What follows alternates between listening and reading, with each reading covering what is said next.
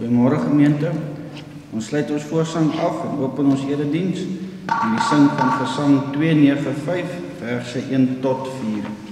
Gesang 295 vers 1 tot 4. Waarna ons dan staande bly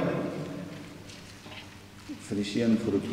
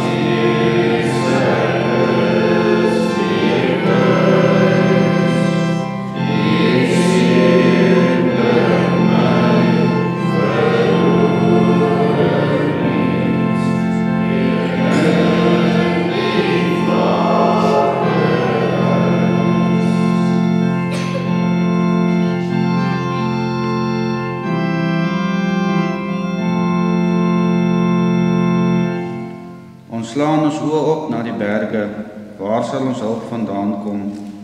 Ons hulp is van die Here, wat hemel en aarde gemaak het en wat trou bly tot in alle ewigheid. Amen. Ons lofpsalm tot eer van die Here is Psalm 146 verse 1 tot 3. Psalm 146 vers 1 tot 3.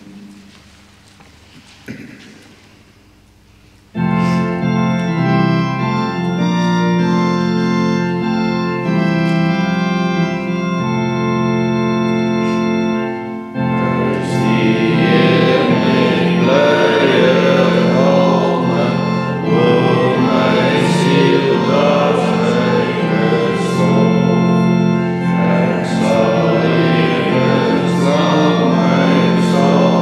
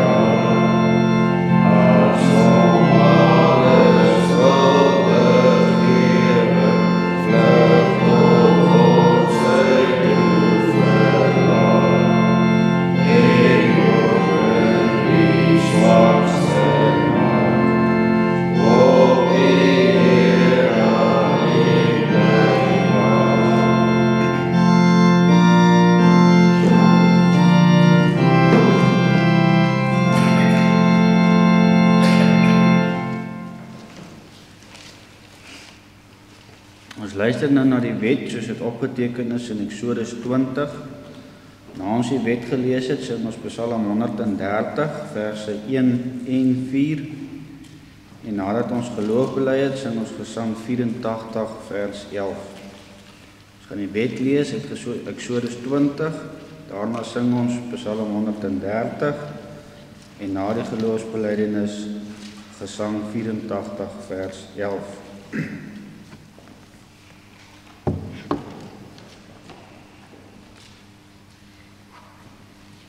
Die wet van die Here. Toe het God al die woorde gespreek en gesê: Ek is die Here jou God, wat jou uit Egipte land uit die slawehuis uitgelei het. Jy mag geen ander gode voor my aangesig hê nie. Jy mag vir jou geen gesneede beeld of enige gelykenis maak van wat bo in die hemel is,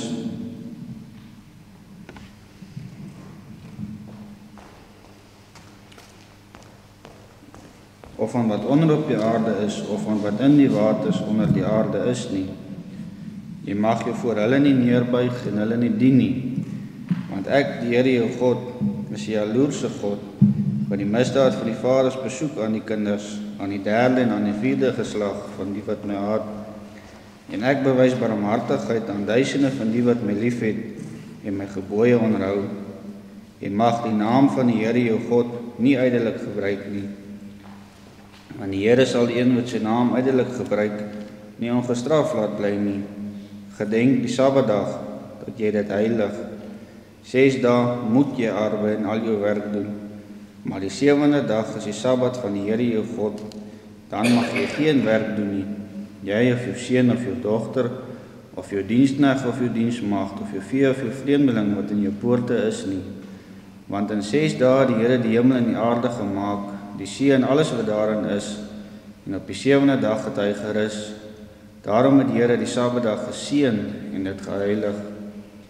Eer jou vader en jou moeder, dat jou dae verleng mag word in die land wat die Here jou God aan jou gee.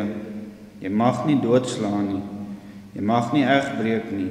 Jy mag nie steel nie. Jy mag geen valse getuienis teen jou naaste spreek nie. Jy mag nie jou naaste se huis begeer nie. Jy mag nie jou naaste se vrou begeer nie, of sy diensknegt, of sy diensmaagd, of sy os of sy esel, of iets wat van jou naaste is nie.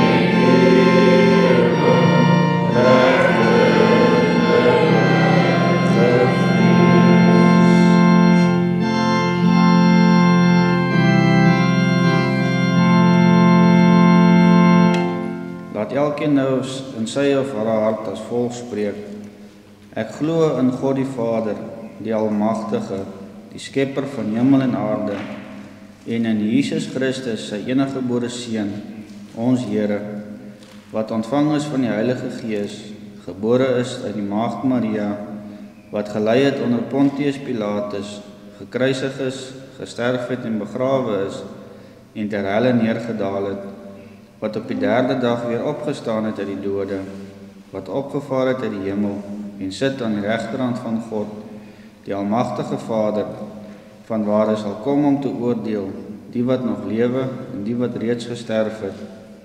Ek glo in die Heilige Gees.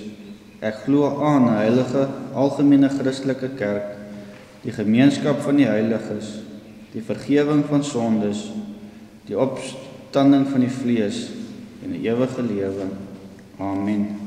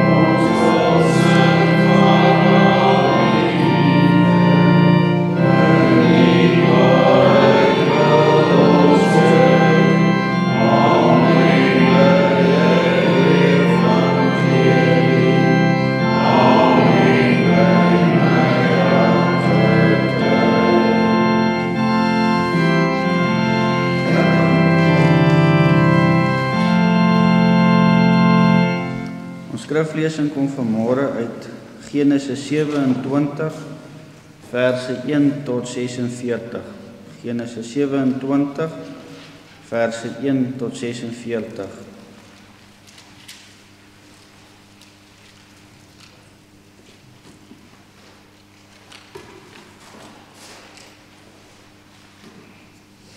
Voor ons saam lees, kom ons bid net eers saam. Ons almagtige God, Hemelse Vader, ons dankie dat ons weer op hierdie Sabbat in U huis bymekaar kan kom. Daar waar ons na U woord gaan lees, wil U dit stil maak in ons harte, wil U ons met die Gees bystaan om U wil daarin te verstaan. Vergewe genadiglik al ons sondes, in Jesus Christus se naam bid ons dit met danksegging. Amen.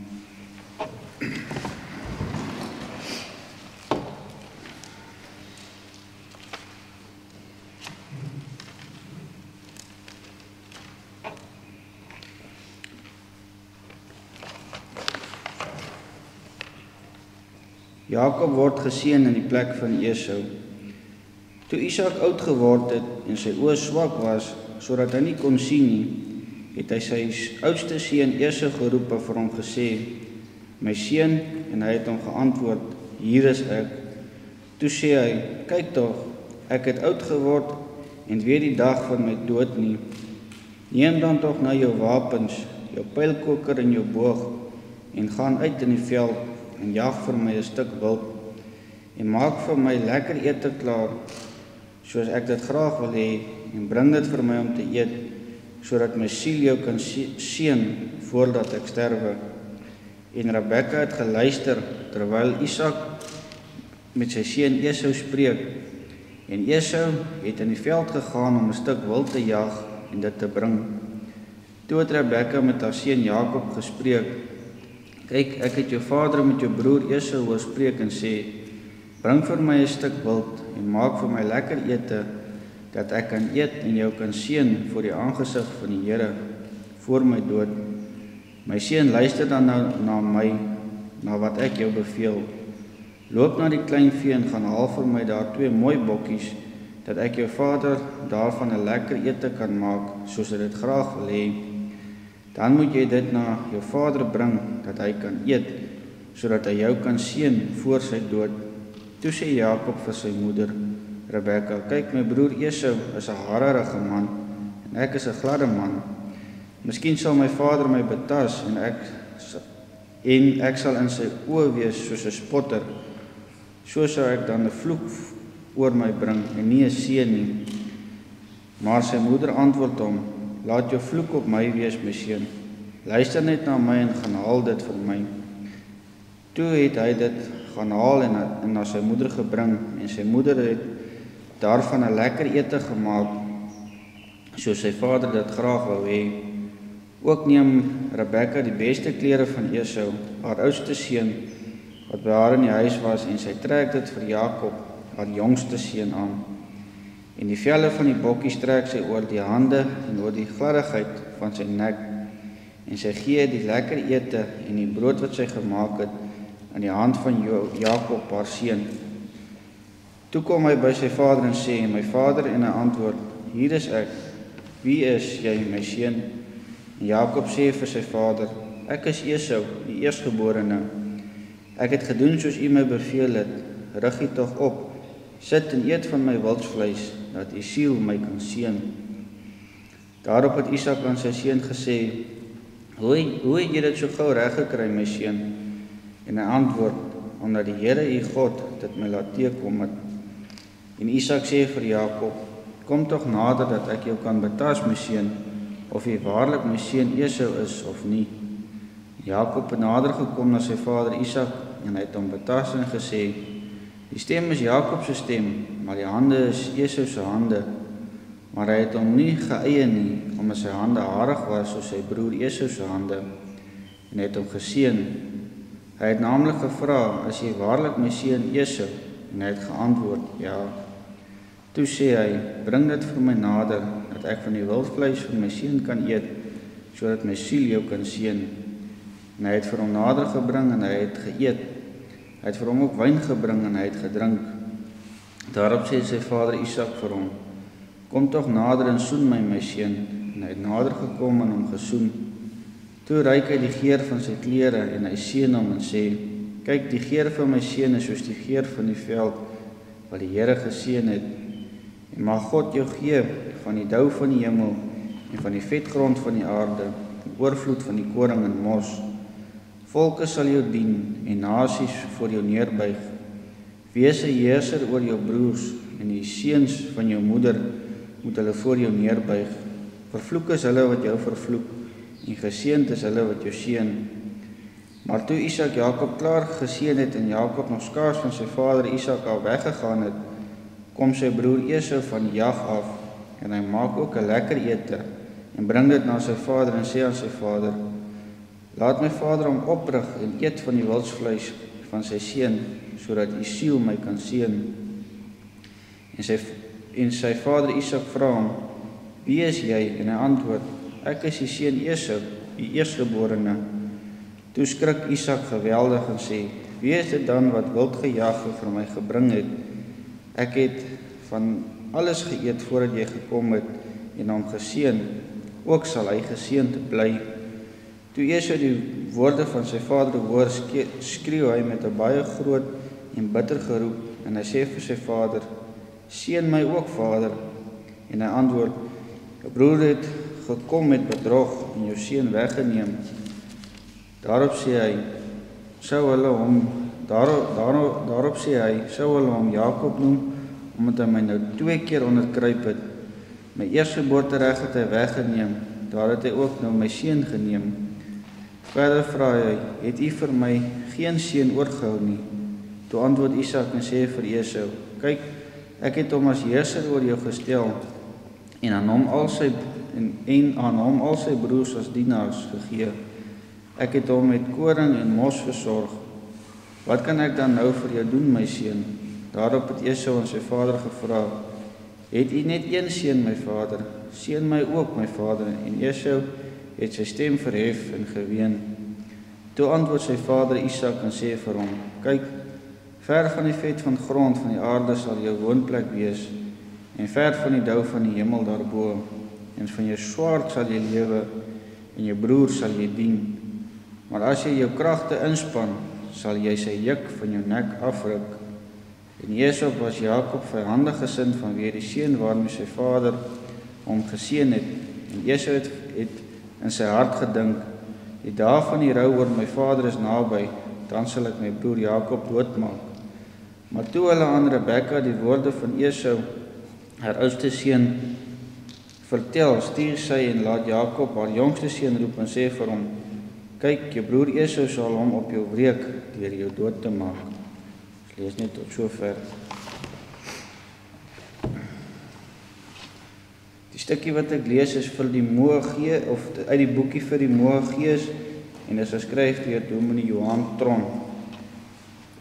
'n aktiewe moeder en skoonmoeder.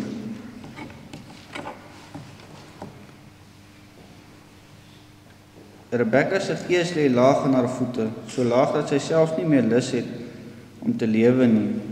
Hoeveel van ons het nie al die uitsiglose gevoel beleef nie? 'n Gevoel wat jou op die pragtigste sonskyn dag laat opstaan, asof daar nog nooit 'n son in die hemel was nie, wat jou die wonderlikste voëlgesang van die oggend laat beleef, as 'n grafstilte doodsheid, wat die oop ruimtes van die heelal rondom jou toetrek, totdat dit voel, jy sit vasgevang in 'n oorvol huispak tussen die 3de en die 4de grondverdieping. Gister en eergister se ideale waarvoor die wêreld versit sou word, bestaan net nie meer nie, het geen waarde nie,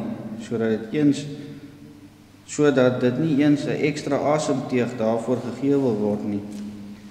Dit is 'n gevoel wat die vlerke van jou gedagtes knip, sodat nie verder as die enigste ruimtes van jou skedel kan spartel nie, en jy uiteindelik net uitsien na die dood. Daar kan verskillende redes wees vir hierdie enkel vierkant duim gevoel van die mens. Biologies, siekte, pyn, liggaamlike tekortkominge, sielkundige spanning, langdurige druk wat op jou uitgeoefen word, bo-menslike eise wat ander aan jou stel. Dan is daar ook 'n onopklaarbare hekel in sekere mense. By elk van hierdie kan daar nog vele vertakkings opgenoem word, maar laasgenoemde het betrekking op Rebekka. Die agtergrond. Rebekka is 'n goeie vrou wie die voorreg het om die vrou te wees van die stamvader Isak. Daarby het sy die uitsonderlike genade ontvang om in haar oosterste middeleeu die moeder te wees van tweelingseuns. Dan gaan hierdie bevoorregting ook nog terug tot in haar voorgeslagte. Sy is die dogter van Beteel, die seun van Nahor, die broer van Abraham, direkte familie en volksgenote van die uitverkore verbondsvolk. Sy is ook deur God self gekies om die vrou van Isak te wees. Getrou aan die verbond wat God met Abraham het, kom die werking van God se gees in Abraham en stuur hy sy diensknegt weg van Kanaan, weg van die Kanaaniete, om vir sy seun 'n vrou te gaan haal. Met die eerste oogopslag is dit duidelike godsdienstige redes wat Abraham so laat optree, maar daarmee saam gaan dit ook iets meer oor volksgebondenheid. Die godsdienst van hierdie familie was nie so suiwer soos die van Abraham nie, maar nogtans laat God om dit verkies om uit sy eie mense vir sy seun 'n vrou te laat haal. Nie so 'n suiwer godsdienst nie, maar 'n vrou uit hierdie volksgroep, eerder as uit die heidense Kanaaniete, sal beter aanpas en inpas by die verbondsfamilie deur God verkies. Dit is die agtergrond van Rebekka, die vrou van die gelowige Isak. Die oorsaak. Hierdie agtergrond van haar speel 'n groot rol in haar neerslagtigheid. Dit is hierdie agtergrond wat maak dat sy nie anders kan as om 'n onopklaarbare hekel in sekere mense te hê nie. Sy het die tweelingseuns, maar die twee verskil soos dag en nag. Esau is die oudste, Jakob die jongste. Esau die ruwe veldmens wat vir niks tyd nie. Jakob die sagte wat verkies om in tente te woon waar dit gemakliker is. Haar oudste is 'n mens wat in sy wilde lewe nie veel omgee vir die familie en volkstradisies nie. Nie alleen het hy 'n onverskilligheid vir 'n bord kos om 'n hongermaag te stil deur die waardevolle eersgeboortereg te verkwansel nie, maar hy gaan neem sommer ook vir hom 2 vroue uit die Kanaanitiese dogters. Daardeur het hy nie alleen bewys dat hy onverskillig staan teenoor die verbond wat God aan Abraham gegee het aangaande die vermenging met die heidense nasies van die land waarin hulle woon nie, maar hy wys ook dat hy, wat die huwelik betref, dit vir hom alleen maar gaan om die fisiese plesier daarvan. Deur die genade van die Here gebeur dit, sodat hierdie skoondogter vir Isak en Rebekka 'n pyn is. Dit kon wees dat hierdie twee vroue pragtig en aangename mense was, wat hoog aangeskryf was in hul volks- en vriendekringe, maar vir hul skoonouers was hulle rede tot neerslagtigheid en kommer. Die oorsaak hiervan is niks anders nie as die noue verbondenheid van hierdie twee gelowige mense aan hul godgegewe geloof en kultuur.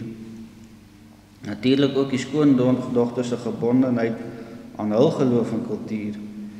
Wat daar alles gebeur het tussen hierdie twee groepe mense, weet ons nie presies nie. Maar dit was genoeg om Rebekka tot diepe neerslagtigheid te dwing. Nie alleen moet sy aanskou hoe haar seun vader en moeder verlaat om sy vroue aan te kleef nie, maar sy moes beleef ook hoe hy God verlaat om die kultuur van sy vroue aan te hang. Calvin druk dit in sy kommentaar op Genesis so uit, dat dit God is wat dit so bewerk het, dat die twee verbondsouers nie deur die skoonouers sag gemaak sal word om 'n openheid tot die heidense volk te ontwikkel nie. Nou dat Rebekka nog net vir Jakob oor het en die naaste vroue rondom hulle die Kanaaniete is, sien sy nie kans om te leef as sy ook onder hulle moet introu nie. Daarom sê sy dit aan Isak. Die hele optrede van Rebekka rondom die seun is self nie so suiwer nie, maar ons moet onthou dat hierdie vrou optree soos sy dink die beste is binne hierdie benoude oomblikke van haar. Wie van ons sal kan sê wat deur haar gedagtes gegaan het? Moontlik dit, as Esau wat hom so verkoop het aan die Kanaanitiese kultuur, nou ook nog die seun moet ontvang, dan is alles vir die verbondstoekoms waarvoor haar bejaarde man leef verlore. Dalk ook daaraan gedink dat as Esau so onverskillig met die eerstgeboortereg kon handel, hy dit later met die seun ook kan doen. Daarom miskien haar vinnige optrede. Vir geen oomblik dink sy daaraan om Gods water oor Gods akker te laat loop nie. Sy gaan oor tot aksie. Vir geen oomblik in die gedagte dat sy besig is om haar man, wie nie eens meer so goed kan sien nie, te bedrieg. Groter as die gedagte om die seun op die regte persoon te laat kom nie. Toe Jakob eers die seun ontvang het, volg die volgende handelinge outomaties. Haar gedagte is om Jakob uit die moordende hande van Esau te kry, maar God bring haar op die regte gedagte as verskoning om Jakob by haar familie te kry. Terwyl sy nou in hierdie situasie is, laat sy sommer die ding wat haar so grief en neerslagtig maak uit die weg ruim. Jakob mag nie ook met 'n Kanaaniet trou nie. Laat hom tog na haar broer se huis gaan en daar vir hom 'n vrou uit hul eie mense neem. Rebekka tree bedrieglik op en dit kan maklik gebeur dat 'n mens hieruit die regverdiging wil kry om self ook deur die lewe te wil gaan met wit leuns en bedrieglikhede, sodat die doel van alles net edel is. Maar dan word 'n belangrike deel van hierdie hele saak misgekyk. Wat hier ook van belang is dat Rebekka oorgaan tot aksie. Dit is nie maar net 'n geval dat sy die geliefde seun die beste wil laat kry teenoor die mindere geliefde seun nie. Daar lê 'n stuk geskiedenis agter hierdie bevoordelende optrede teenoor Jakob. Esau se verwerping van alles wat sy eie is en wat hy net soos Jakob uit die hand van God ontvang het, is deel van hierdie geskiedenis. Hier tree 'n ma op wat daaroor besorg is dat die erfdeel wat hulle uit die hand van God ontvang het, in vreemde hande val. Dit is nie teenoor 'n onskuldige Esau dat hierdie moeder so optree nie, maar teenoor 'n man wat bewys het dat hy nie met belangrike dinge soos die seun van 'n sterwende vader verantwoordelik sal kan handel nie. Rebekka is 'n vrou wat nie in selfbejammering gaan sit en opkyk na God en vra, wat help dit dat ek lewe? Sy handel en met 'n latere terugblik blyk dit dat God hierdie handeling van haar gebruik het. Ook nog altyd genade en 'n latere suiwering van Jakob van sy bedrieglikhede was nodig, maar genade wat volg op die handeling van 'n mens wat bereid is om op te kom vir wat sy in glo. Verder het sy werklik net opgetree uit ydelle verder het sy werklik net opgetree uit ydelle selfsug en bedrogsigtigheid. Wat dan van haar raadpleging van die Here toe sy die kinders verwag het? Daar het hy uitdruklik vir haar gesê dat die oudste die jongste sal dien en dat daar 2 nasies en volke binne haar is. Nee, Rebekka het hierdie dinge in haar hart bewaar en met die ontwikkeling van sake met die tyd het sy opgetree toe die tyd ryp was. Sy het geweet dat nie al 2 nasies en volke die verbondsvolk van God kan wees nie. Dit is aan haar bevestig uit Esau se optrede dat hy dan nie die verbond op heidense volke deur die huwelik oortree het. Dit het ook nog later bewys dat hy dit selfs uit wreewraak verder sou oortree. As 'n mens met alle eerlikheid na hierdie gebeure kyk, kan jy nie anders as om tot die gevolgtrekking te kom dat deur te handel, jy sekerlik uit omstandigheidsgevangenskap kan opstaan. Dit is dodelik om in sulke tye in selfbejammering neer te sink en te hoop op beter dae.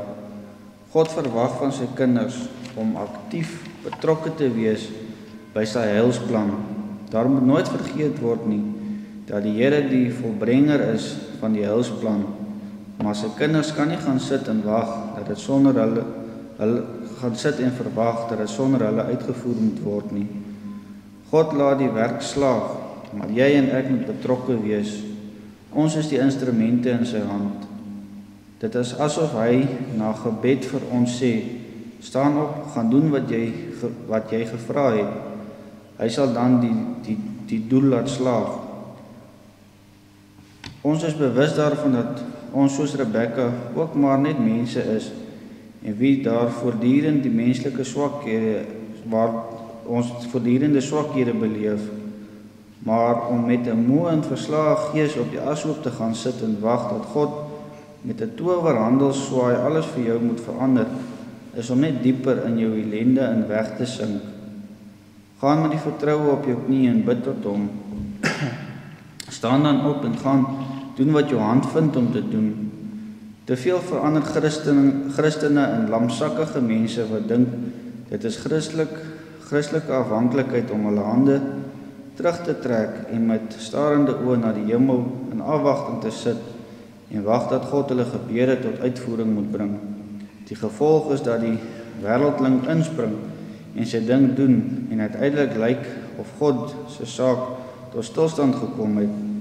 En kort voorlangs het God se kind op die ashoop en beskuldig die Here daarvan dat daar nie vir hom of vir haar omgegee word nie.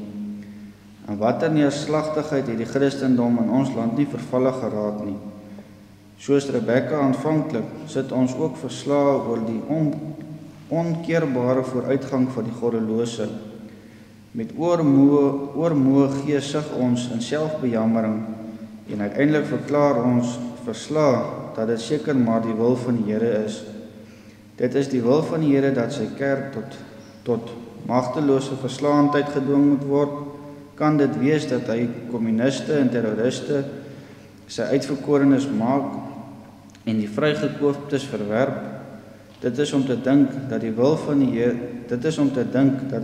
van die Here was dat Esau die verbondswêreld verlaat het om hom gevoeg het by die Kanaaniete. Dit is om te sê dat dit eintlik God se bedoeling was dat Jakob nooit die seun moes ontvang het nie en dat Esau die kosbarehede van die verbond met sy Kanaanitiese vroue na sy geslag na die Edomiete moes oordra.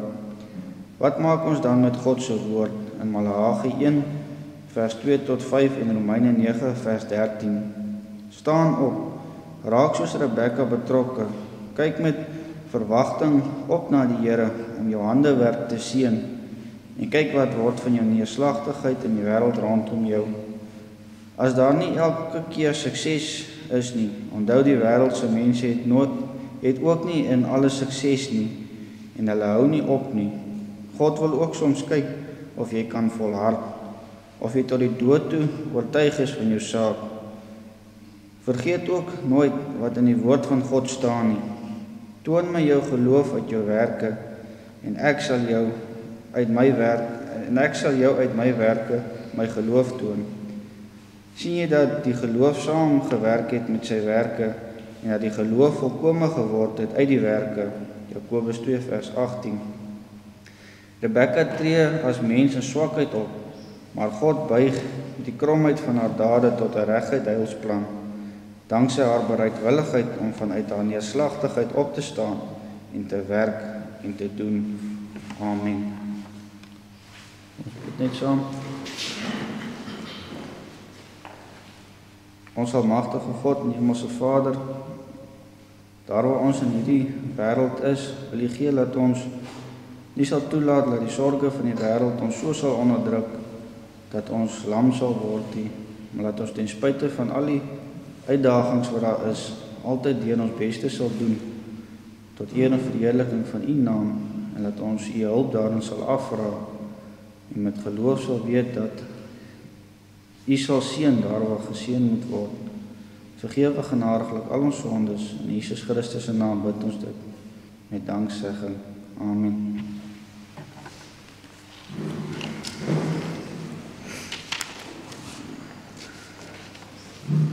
Ons slotgesang is gesang 29, vers 1 tot 3.